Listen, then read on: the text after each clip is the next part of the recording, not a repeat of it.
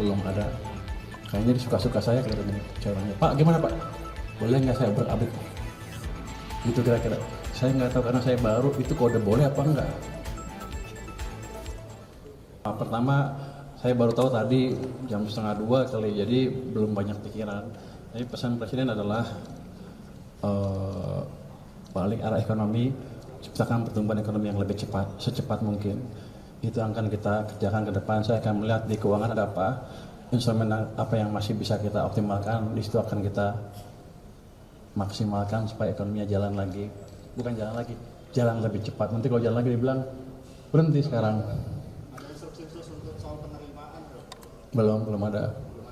Saya suruh belajar sama Dirjen Pajak mana? Dirjen Pajak ntar ya? Bea cukai ntar ya? Nggak ada, cuman basically saya akan lihat seperti apa intinya. Cuman kalau Anda lihat, biasanya kalau yang konstan apa? Tax ratio kan konstan, tax per PDB. Let's say kita nggak bisa rubah dalam waktu dekat.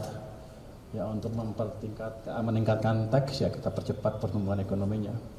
Kira-kira begitu. Ada yang ingin disampaikan ke pasar nggak? Soalnya tadi IHSG sama UPI sempat ngedrop pas pengumuman soal itu.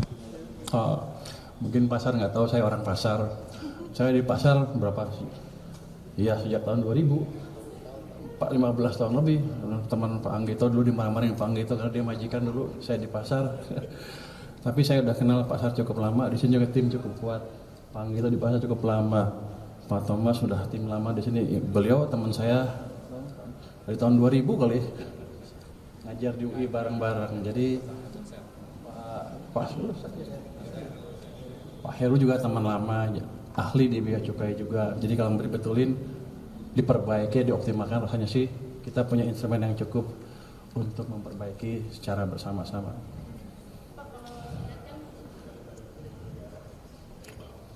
Belum ada.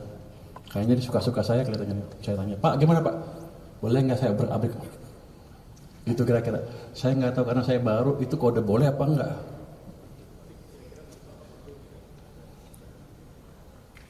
Di sini kalau menurut saya yang langsung di bawah Presiden seperti yang Anda dengar itu, di dunia itu nggak ada yang seperti itu. Kalau kita buat kita sendirian nanti aneh lagi. Jadi kita akan optimalkan sistem yang ada. Biasanya kalau kejelekan pemimpin baru gini, kalau ada pemimpin baru yang lama diobrak-abrik, buat baru lagi, soalnya mau bikin tonggak baru gitu kan. Saya nggak akan seperti itu approach-nya adalah saya lihat yang ada, saya optimalkan sehingga sistem bisa bekerja dengan optimal. Yang jalan-jalan, yang berhenti-berhenti kita optimalkan. Yang udah jalan kita percepat lagi. Jadi semuanya mesinnya bukan mesin baru, ini mesin lama tapi kita buat lebih bagus lagi ke depan. Ini orang pintar-pintar semua.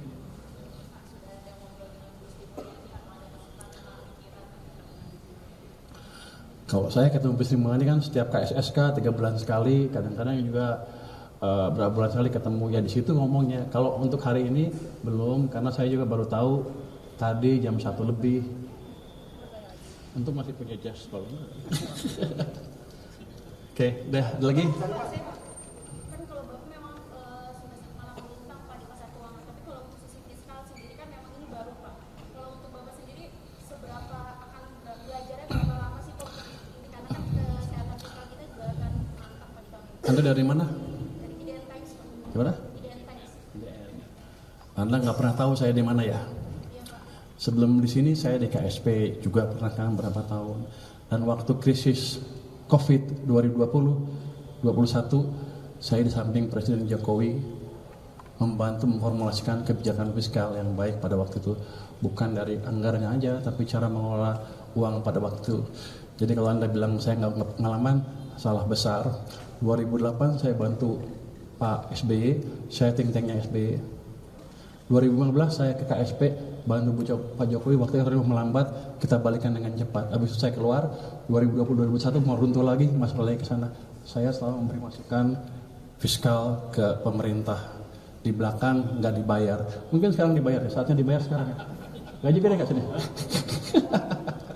Kira-kira gitu. Jadi saya udah kenal lama dengan fiskal, dengan ini ahli fiskal kita Pak Suhasil. Jadi saya nggak akan terlalu gampang, saya nggak perlu waktu untuk belajar lagi.